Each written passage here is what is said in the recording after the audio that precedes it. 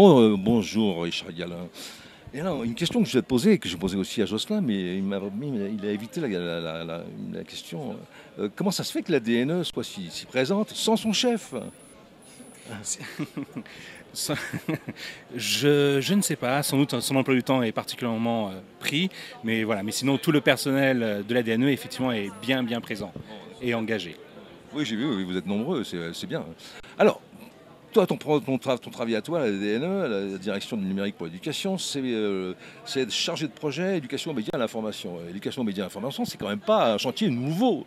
Moi, ça fait quand même 25 ans que j'entends parler d'éducation aux médias à l'information. Elle est partout dans les programmes, semble-t-il, dans tous les programmes disciplinaires, mais en même temps, on s'aperçoit que comme elle est diluée dans les programmes disciplinaires, on ne la voit nulle part. Est-ce que ça change ça?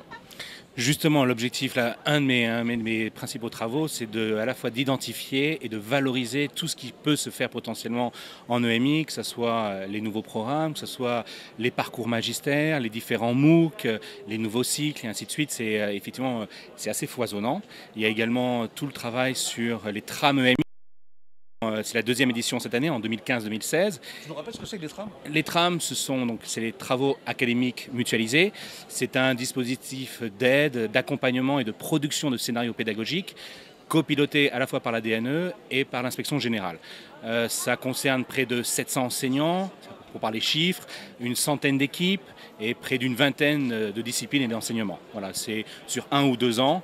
Il y a un appel d'offres qui est lancé, un appel à projet et ainsi de suite. Et donc là, depuis l'édition 2014-2015, c'était la première édition des trams EMI. Ils ont réalisé à peu près une quinzaine de scénarios pédagogiques et cette année une trentaine sur hoax, désinformation et rumeurs. Mais bien sûr, la place des professeurs documentalistes, elle est prégnante, elle est extrêmement importante. Ah, tout à fait. Et d'ailleurs, c'est même pas. Là, je viens de parler des trams EMI, mais il y a également l'EMI dans les trams. Et donc, il y a 6 disciplines, enseignements qui sont concernés. Documentation, bien évidemment. SVT, sciences physiques, lettres. Donc voilà, ça permet aussi on le sait, mais le côté transversal de cet enseignement. C'est un chantier essentiellement transversal, les. Alors, quelle place, c'est une question que j'ai posée aussi à ton collègue tout à l'heure, quelle place ces nouveaux chantiers, parce que même si effectivement c'est ancien, on semble lui redonner un nouvel essor, et enfin il y a une volonté, semble-t-il, de lui donner un nouvel essor, quelle place ils vont-ils pouvoir trouver dans les enseignements transversaux qu'on veut mettre en place pour accompagner la réforme du collège? Les professeurs documentalistes? Pas spécialement de professeurs documentalistes, le chantier de l'EMI, quelle place nouvelle peut-être dans les EPI Absolument. Mais en l'occurrence, entre autres, dans les EPI, avec la thématique ICC, information, communication et citoyenneté. Voilà, c'est ça. Et juste avant l'été, sur le dossier EMI des DUSCOL, ont été publiées 2 nouvelles pages qui identifient des exemples d'activités proposées aussi bien par EduSCOL, par Canopé, mais surtout par les différentes académies, les initiatives académiques qui proposent. Et en parallèle, là aussi, une identification des pistes possibles de cette thématique dans le cycle 4, dans le nouveau programme de cycle 4. Et donc là, effectivement, ça va être une source très enrichissante de mise en œuvre de l'EMI. Tu parlais d'essayer de démonter les rumeurs, démonter la désinformation, éventuellement travailler aussi peut-être sur les problématiques liées à la radicalisation et les mauvaises informations, l'incapacité des élèves quelquefois à pouvoir discerner le vrai du faux en ligne. Comment ça se passe pratiquement? Qu'est-ce que vous proposez comme activité? Très divers, c'est à la fois les grands principes de retrouver la source, c'est également, il y a eu différentes initiatives qui ont été mises en place, dont Les enjeux sont phénoménaux.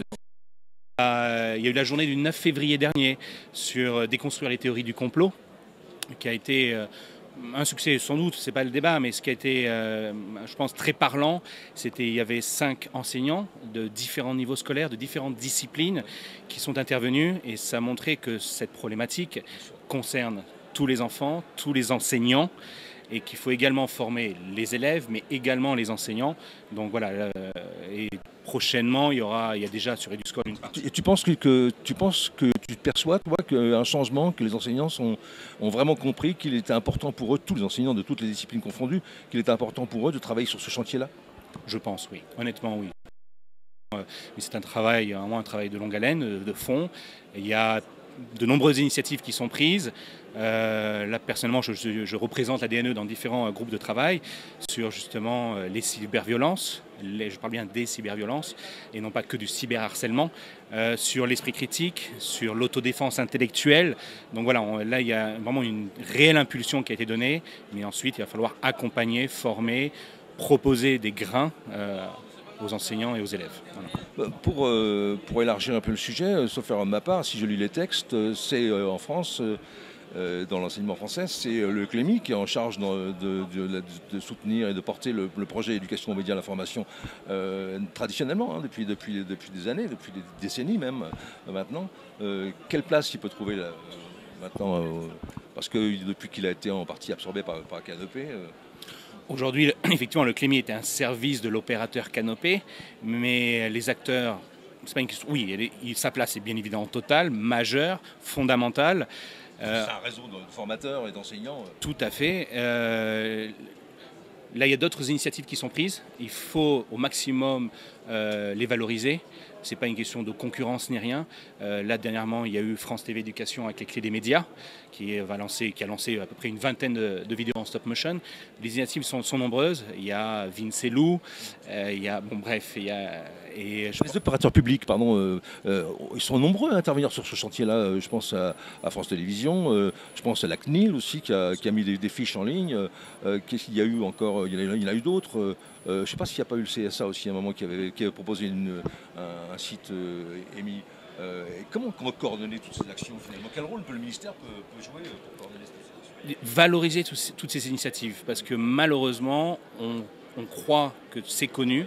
Et quand on parle avec les gens de terrain, ce n'est pas encore connu. Toutes les actions ne sont pas connues, toutes les initiatives. Et là, justement, ça va être un des chantiers que je vais mener, mais bien évidemment avec d'autres personnes au sein du ministère. Ça va être d'identifier, j'en reviens, mais c'est vrai que cette notion d'identification, de diffusion et de valorisation est fondamentale.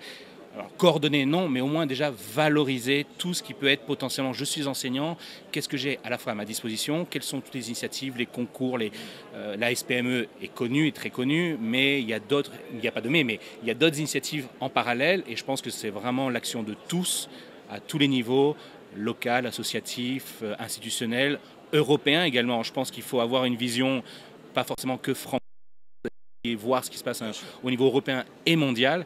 Et voilà, je pense que ça va être vraiment de mettre à disposition des enseignants et de la communauté éducative toutes ces initiatives, essayer de le structurer au mieux, être très clair pour vraiment présenter, proposer et ensuite chacun ira, je dirais pas faire son marché, mais au moins voilà, en fonction de ses besoins, de ses... Voilà.